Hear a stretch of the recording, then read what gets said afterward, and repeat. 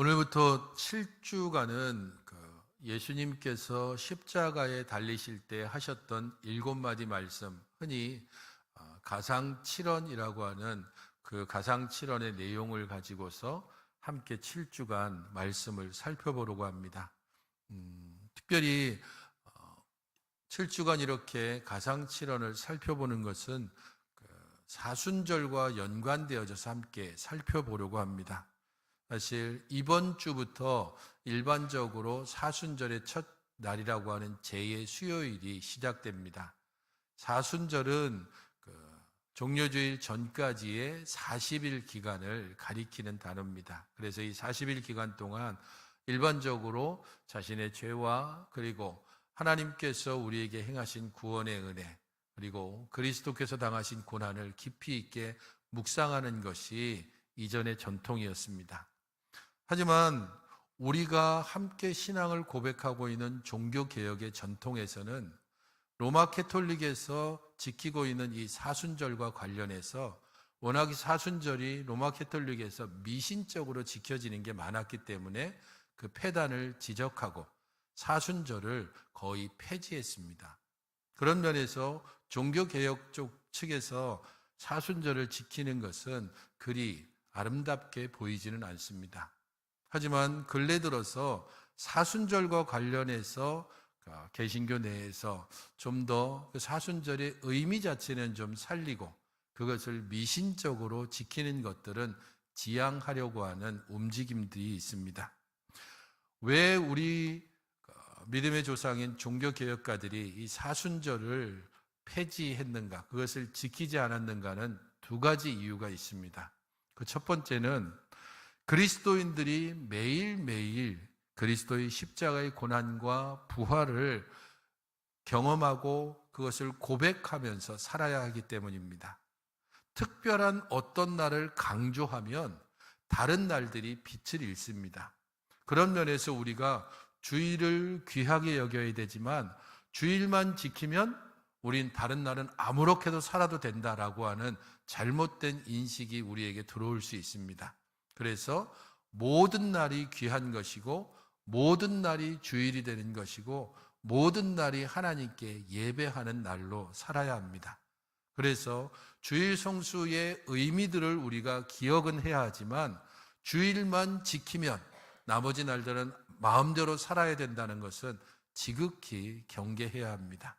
마찬가지로 사순절 기간을 통해서만 그때 그리스도의 고난과 그리고 우리들의 죄를 깊이 생각하고 나머지 날들은 그리스도의 고난과 상관없이 사는 것을 경계하기 위해서 사순절만을 고집하는 것을 상당히 경계하고 지키지 않아 왔습니다. 또한 그리스도인들은 성경이 말하지 않는 것을 만들어내서 지키려고 하는 유혹으로부터 자신을 건져야 합니다.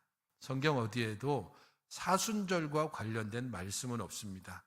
그것은 로마 카톨릭이 만들어낸 것이고 그것을 전례에 따라서 계속해서 반복해 왔습니다. 그럼에도 불구하고 제가 올해에 사순절과 관련해서 십자가상의 7마디 말씀을 함께 살펴보려고 하는 것은 우리의 일상 가운데서 너무 그리스도의 고난이 가지는 의미를 제대로 알려고 하지도 않고 그 그리스도의 십자가의 고난이 우리에게 어떤 의미가 있는지를 살펴볼 기회가 잘 없기 때문입니다. 그런 면에서 이 7주간의 가상칠언 말씀은 사순절의 의미를 두지 말고 그리스도의 고난, 그리고 그 고난이 우리에게 어떤 의미가 있는가를 한번 생각해 보는 시간이 됐으면 좋겠습니다. 혹시 여러분들 오늘 교회에 들어오시면서 교회 입구에 걸려져 있는 현수막을 보셨습니까? 그 현수막 제목은 혹시 기억나시나요? 뭐라고 써 있던가요? 감당이라고 써 있습니다. 내용은 이렇습니다. 대신 해줄 수 없는 오롯이 자신이 짊어져야 하는 것. 그럼에도 옆에서 함께 있어줄 수는 있는 것. 감당이라는 단어를 이렇게 해석했습니다. 글귀가 좋아서 그리고 그것을 수고하고 무거운 짐진 자들아 다 내게로 오라라는 성경 구절과 연결해서 현수막을 걸었습니다. 저는 굉장히 글귀가 좋아서 이렇게 달았었는데 그것이 이지연 집사님이 만든 글귀더라고요. 그래서 목사님 나한테 말도 안 하고 그래서 늦게나마 몰랐다. 그리고 후 허락을 받고 그렇게 걸었습니다. 오롯이 자신이 짊어져야 하는 일들이 있죠. 병을 대신 짊어질 수 있겠습니까? 각자가 가지고 있는 깊이 있는 고민, 그것을 다른 사람이 함께 짊어질 수 있겠습니까? 그런데도 우리가 함께 감당할게 라고 이야기할 때 그것은 옆에 함께 있어줄게. 내가 네 고통의 그 신음소리를 들어줄 수는 있어. 손은 함께 잡아줄 수 있어. 아마 그렇게 말하는 의미일 겁니다. 하지만 이렇게 우리들이 감당해주는 역할과는 다르게 예수님께서 우리의 죄를 감당하셨다라고 하는 의미는 오롯이 혼자 짊어질 수밖에 없는 이 죄의 무거운 짐, 그래서 사망에 이르렀던 우리들을 그리스도께서 그 모든 짐을 대신 짊어지는 겁니다. 내가 지는 것이 아니라 주께서 나의 짐을 대신 감당하셨습니다. 그런 면에서 우리가 감당한다라고 하는 의미와 그리스도께서 우리의 죄를 감당하셨다라는 의미는 완전히 의미가 다릅니다. 그분은 우리의 모든 것을 대신 짊어지셨습니다. 그리고 그 시작의 말씀을 잘 보여주는 것이 오늘 우리가 살펴보려고 하는 마태복음 27장 46절 말씀입니다. 같이 한번 읽어보시겠습니까?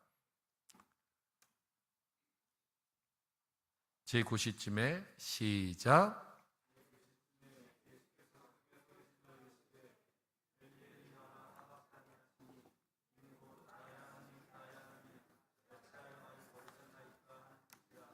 예수님께서 십자가에 달려서 엘리 엘리 라마 사박다니 하신 이 말씀이 그의 첫 번째 말씀인지 아니면 두 번째나 세 번째 말씀인지는 명확지 않습니다. 어쨌든 예수님께서 제9시쯤 돼서 크게 소리를 지르셨고 엘리 엘리 라마 사박다니 하셨고 그 뜻은 나의 하나님 어찌하여 나를 버리셨나이까 라고 하는 의미라는 것은 분명히 전해지고 있습니다. 그리고 예수님께서 이 말씀을 어떤 배경에서 하셨는가? 그것이 45절에 잘 나타나고 있습니다. 제6시로부터 온 땅에 어둠이 임하여 제9시까지 계속되더니 주께서 십자가에 달리신 그때에 제6시로부터 곧 12시부터 제9시까지 곧 오후 3시까지 약 3시간 동안 온 땅에 어둠이 임했습니다. 예수님의 십자가 고통은 점점 커져가고 그의 몸에서 흘러나는 피는 이미 조금씩 굳어져 가기 시작하는 때이기도 합니다.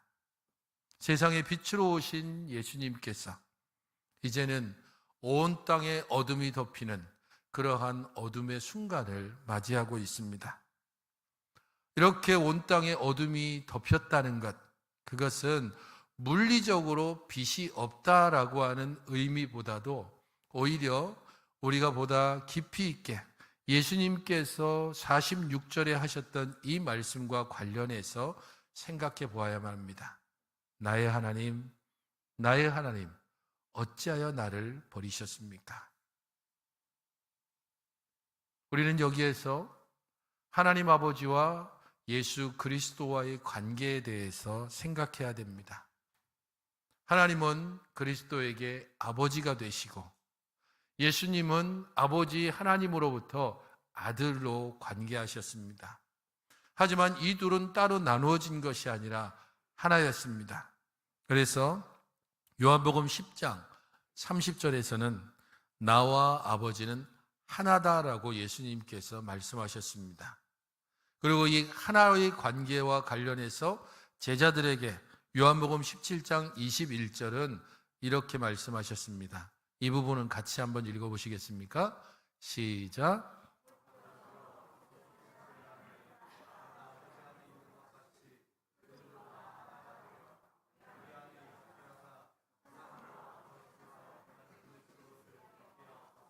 아버지와 내가 하나입니다. 그리고 나와 제자들도 하나입니다. 그러므로 이 제자들은 아버지와 하나입니다. 3단 논법으로 쉽게 이야기가 될 수 있겠죠. 그러므로 나와 아버지가 하나 된 것처럼 제자들도 하나가 되게 하여 주시옵소서. 요한복음 17장은 대제사장의 기도라는 그런 타이틀을 가지고 있습니다. 예수님께서 십자가에 달려 돌아가시기 전, 곧 체포되시기 직전에 다락방에서 마지막 만찬을 하시고 그의 제자들을 위하여서 기도하신 내용이 담겨져 있습니다. 여러분들이 낙담되거나 혹은 심각한 고민과 어려움에 빠져 있을 때 요한복음 17장을 읽어보시면 제자들을 향한 예수님의 사랑이 얼마나 깊은지, 바로 그것이 우리를 향한 예수님의 기도라는 것을 알 수 있습니다. 예수님은 하나님을 아버지라고 부르셨고 그 하나님과 자신이 하나라는 사실에 대해서 계속해서 강조해 오셨습니다. 그리고 제자들에게도 하나님을 아버지라고 부르도록 했습니다. 제자들에게 아버지라고 부르도록 그렇게 가르치신 부분이 어딘지 아십니까? 우리가 잘 알고 있는, 우리 본당 딱 들어오면 오른쪽 벽에 새겨져 있는, 헬라어로 새겨져 있는 그 부분은 주기도문입니다. 하늘에 계신 우리 아버지여, 이름이 거룩히 여김을 받으시오며, 바로 그 부분이 새겨져 있습니다. 너희들은 이렇게 기도해라. 하늘에 계신 우리 아버지여. 그리고 그 하늘에 계신 아버지를 향하여서 예수님은 나의 아버지시며 나와 하나이신 분이라고 그렇게 고백해 왔습니다. 그런 예수님의 말씀은 삼위일체와 관련해서 바라보아야 합니다. 하나님과 예수님, 곧 또한 성령님은 하나이십니다.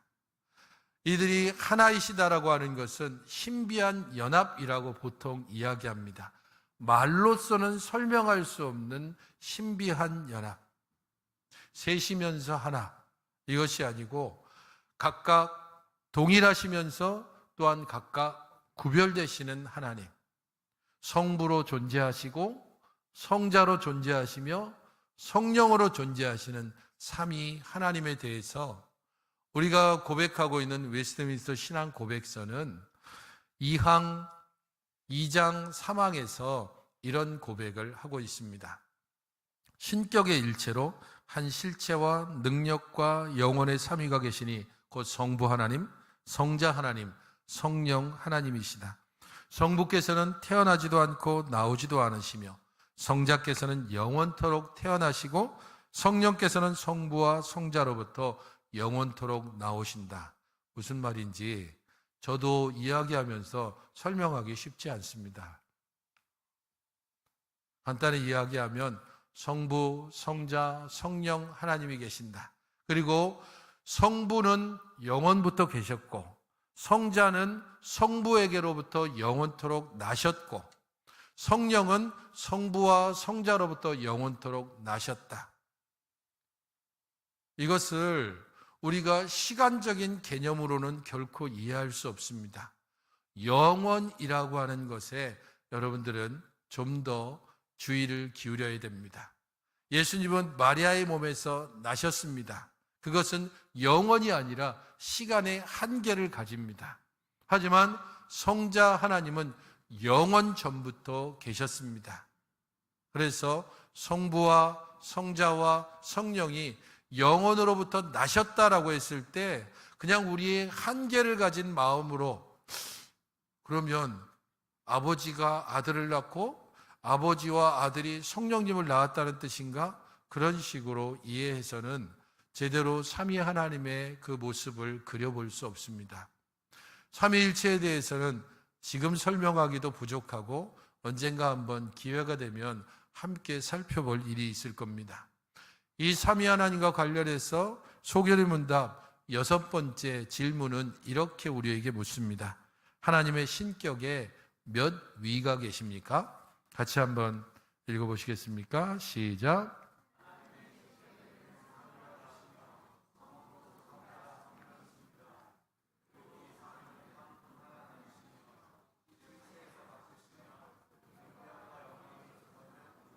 한 분 하나님이시고 실체에서 갖고 능력과 영광에 있어서 동등하십니다. 그의 사역에 있어서는 구별되십니다. 그리고 이 삼위 하나님의 신비로운 연합을 설명해 줄 수 있는 한 단어가 있는데 그게 바로 사랑입니다. 요한일서 4장 7절부터 9절은 이 사랑과 관련해서 이렇게 우리에게 권면합니다. 사랑하는 자들아, 우리가 서로 사랑하자. 사랑은 하나님께 속한 것이니 사랑하는 자마다 하나님으로부터 나서 하나님을 알고 사랑하지 아니하는 자는 하나님을 알지 못하나니 이는 하나님은 사랑이심이라. 하나님의 사랑이 우리에게 이렇게 나타난 바 되었으니 하나님이 자기의 독생자를 세상에 보내심은 그로 말미암아 우리를 살리려 하심이라. 흔히 우리는 믿지 않는 이들에게 이렇게 말합니다. 하나님은 사랑이십니다. 그리고 믿는 우리들에게 또한 이렇게 말합니다. 하나님은 사랑이십니다.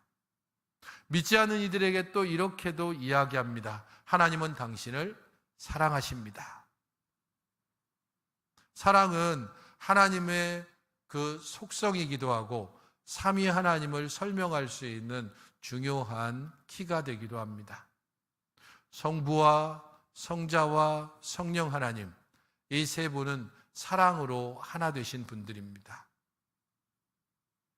사랑한다라고 했을 때 대상이 없이 사랑하면 그 사람은 조금 이상한 사람입니다. 그런 사람들을 뭐라 그러죠? 험한 말을 쓰지 않으면 그런 이들은 흔히 자아도취, 요즘 말로 하면 자뻑에 빠진 사람, 좀 더 학술적으로 얘기하면 나르시시즘이라고 이야기할 수 있습니다. 자기가 자기를 사랑하는 사람. 혼자 존재하면서 사랑한다라고 말하면 그것은 뭔가 이상합니다. 그런데 성경은 분명히 하나님은 사랑이시다라고 말씀하고 있습니다. 누군가 사랑할 대상이 있다는 겁니다. 그런 면에서 성부 하나님은 성자 하나님을 사랑하셨고 성령 하나님은 아버지와 아들의 사랑을 하나로 연결시켜 주시는 역할을 합니다. 그래서 삼위 하나님은 이 사랑이라고 하는 단어로 하나로 연결되어지고 우리에게 보여지십니다. 하나님은 사랑이시고 이 하나님의 사랑 때문에 우리에게 찾아오셨습니다. 하나님의 사랑이 죄로 죽은 우리들을 그냥 내버려 둘 수 없어서 사랑이신 하나님이 자신의 창조물인 우리들이 죄로 말미암아서 영원한 형벌 가운데 들어가는 것을 용납할 수 없어서 하나님의 사랑이 그 아름다운 연합을 끊고 우리 가운데 오신 것이 예수 그리스도의 이 땅에 태어나심이고 그 사랑을 완성시키시는 것이 십자가의 사랑입니다. 주님은 오늘 본문에서 이렇게 부르셨습니다. 나의 하나님, 나의 하나님, 어찌하여 나를 버리십니까? 여러분들이 복음서를 읽어보십시오. 거기에서 예수님은 끊임없이 하나님을 향해서 이렇게 말씀하십니다. 내 아버지, 나의 아버지. 하나님을 향하여서 개인적으로 예수님께서 나의 하나님이라고 부르지 않았습니다. 물론 바리새인들이나 서기관들이나 이들과 논쟁할 때에는 나의 하나님이라고 그렇게 소개하는 정도였지 개인적으로 하나님과 예수님의 관계는 끊임없이 아버지와 아들이었습니다. 그런 예수님께서 이제 십자가에 달려 돌아가실 바로 그때에 나의 하나님, 나의 하나님이라고 부릅니다. 이것은 하나님과 예수 그리스도 그리고 성령 하나님의 아름다운 연합이 단절되고 끊어졌다는 것을 보여줍니다. 뭔가 관계가 틀어졌다는 의미입니다. 생각해 보십시오. 여러분 자녀들이 집에 들어갔는데 아버지 혹은 어머니 이렇게 부르는 게 당연하죠. 근데 만약에 여러분의 자녀들이 집에 딱 들어갔는데 김 집사님,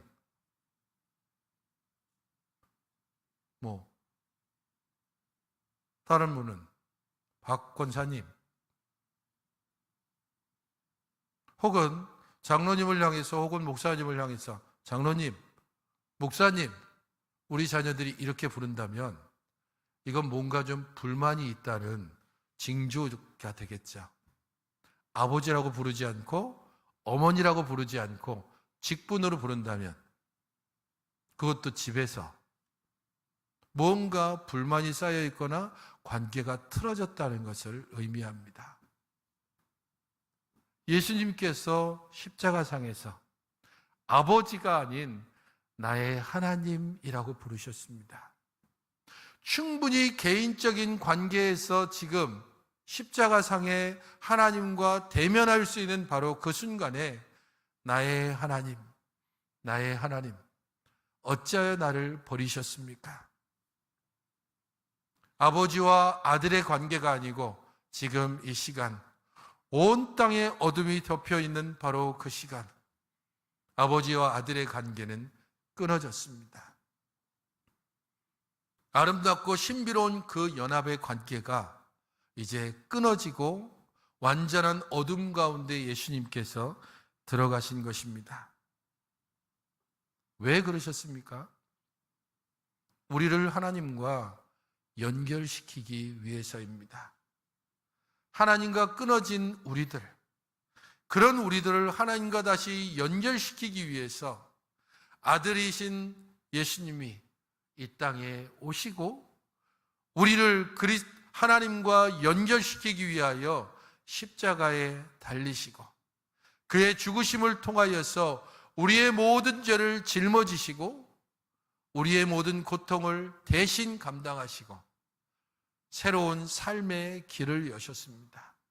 그 방법 외에는 하나님과 아들이신 예수님이 끊어지는 방법 외에는 우리를 하나님과 연결시킬 수 있는 길이 없기 때문에 그 고통스러운 바로 그 시간을 예수님께서 견디시며 나의 하나님, 나의 하나님이라고 부르짖고 계시는 것입니다. 아들과 아버지로 사랑하셨고 사랑으로 하나로 연결되었던 바로 그 하나님의 사랑이 우리를 사랑하시는 그 사랑으로 인해서 끊어져 우리에게 오시고 그의 죽으심을 통하여 우리를 하나님과 연결시켜 주셨습니다. 성도 여러분, 우리는 또한 시편 22편을 함께 살펴봤습니다. 시편 22편은 다윗의 기도 내용입니다. 시편 22편의 내용들을 오늘 본문에서 특별히 인용을 하고 있기 때문에 함께 살펴보는 부분이지만 시편 22편의 전반적인 구조는 탄식이 주를 이루고 있습니다. 1절과 2절에 탄식이 나옵니다. 어찌하여 나를 버리셨습니까? 라는 탄식입니다. 6절부터 8절에도 나는 벌레요 사람이 아닙니다 라고 하는 탄식을 부르짖고 있습니다. 12절부터 18절에는 보다 구체적으로 나는 물같이 쏟아졌다라고 하는 탄식, 개들에게, 황소들에게, 사자들에게 둘러싸여서 고통당하고 있는 다윗의 고난과 고통이 시편 22편에 잘 담겨져 있습니다. 하지만 이런 탄식과 고난 가운데서도 다윗은 하나님을 향한 신뢰를 또한 고백하고 있습니다. 3절부터 5절은 이스라엘의 찬송 중에 계시는 주여라고 부르짖으면서 자신들의 조상의 그 고통 중에 부르짖음을 들으신 하나님, 광야에서 부르짖었을 때 들으시고 물과 양식을 주신 하나님, 구름 기둥과 불 기둥을 주신 하나님입니다. 가나안 땅에 들어간 후에 그 사사시대에 온갖 죄악에도 불구하고 부르짖을 때마다 사사를 세우셔서 그들을 건지신 하나님입니다. 그는 다시금 탄식하면서도 하나님을 향한 신뢰를 9절과 10절에 이렇게 말하고 있습니다. 주께서 태중에서부터 나를 지으셨습니다. 모태로부터 나의 의지처가 되셨습니다. 주님은 원래부터 나의 의지처가 되시고 안전한 도움이 되셨습니다. 그러나 지금 나의 상황을 보십시오. 내가 지금 어떤 상황이 있는지 하나님, 나를 돌아보아 주시옵소서. 나는 물같이 쏟아졌습니다. 내 모든 뼈는 어그러졌습니다. 내 마음은 초처럼 녹아버리고 말았습니다. 내 힘은 말라버려서 질그릇같이 됐습니다.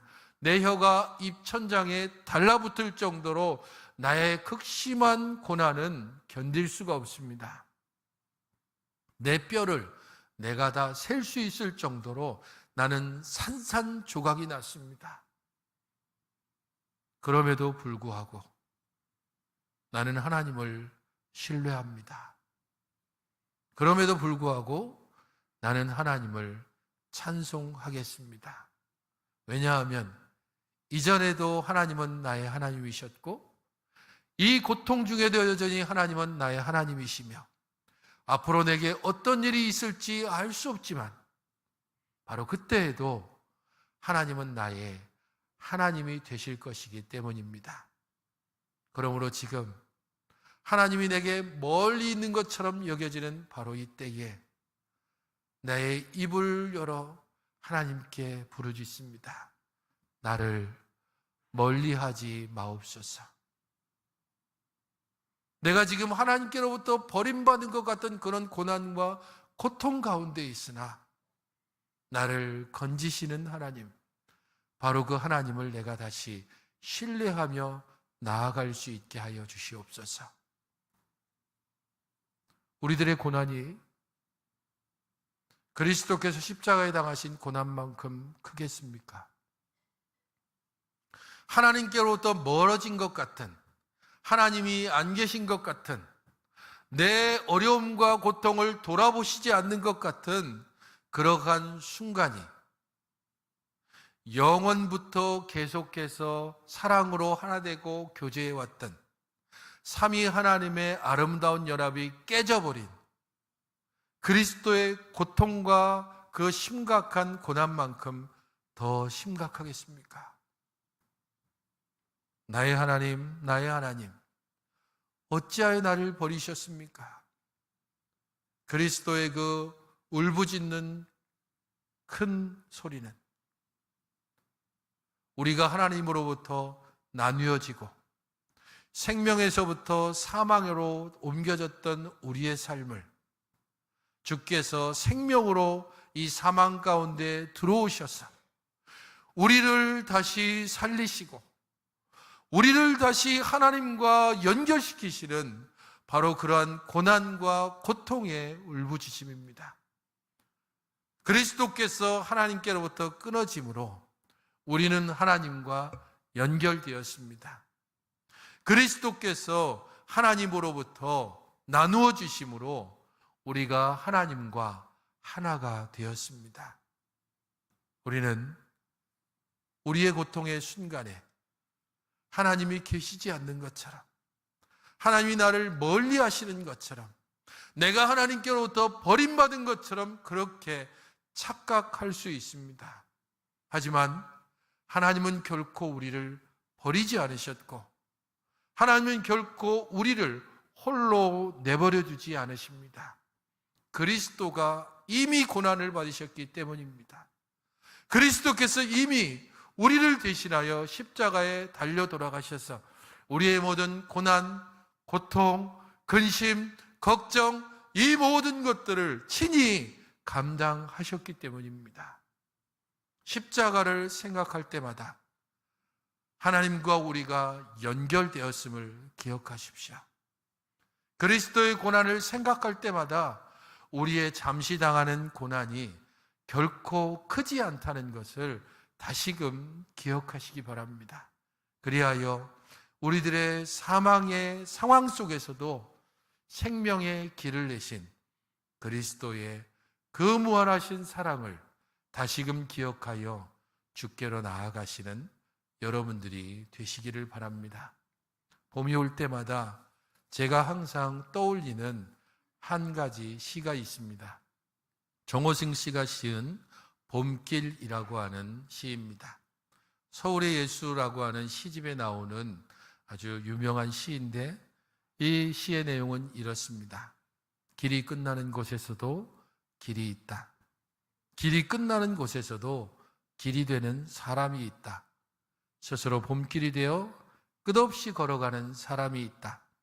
강물은 흐르다가 멈추고 새들은 날아가 돌아오지 않고 하늘과 땅 사이의 모든 꽃잎은 흩어져도 보라, 사랑이 끝나는 곳에서도 사랑으로 남아있는 사람이 있다. 스스로 사랑이 되어 한없이 봄길을 걸어가고 있는 사람이 있다. 우리의 지금 상황과 형편이 겨울 같을지라도 봄길로 우리에게 하나님을 향한 사랑의 길을 열으신 그리스도를 묵상함으로 그 안에서 봄길을 소망하며 주 앞에 다시금 나아가시는 우리 모든 성도들이 되시기를 주님의 이름으로 축원드립니다. 하나님 아버지, 저희 모든 심령들을 주의 은혜 가운데 이끌어 주셔서 우리의 모든 고난과 고통을 친히 짊어지시고 우리를 사망에서부터 생명으로 옮기신 그리스도의 사랑을 본받아 주와 함께 주와 더불어 이 날들을 살게 하시고 주의 놀라우신 사랑과 은혜로 인하여서 우리의 고통 중에도 주를 신뢰하며 우리 주님을 향한 감사와 찬양으로 온전히 살아가는 믿음의 사람들 되게 하여 주시옵소서. 예수님의 이름으로 기도하옵나이다. 아멘. 모두 자리에 일어나셔서 이 찬양 가사를 생각하면서 함께 부르시면 좋겠습니다.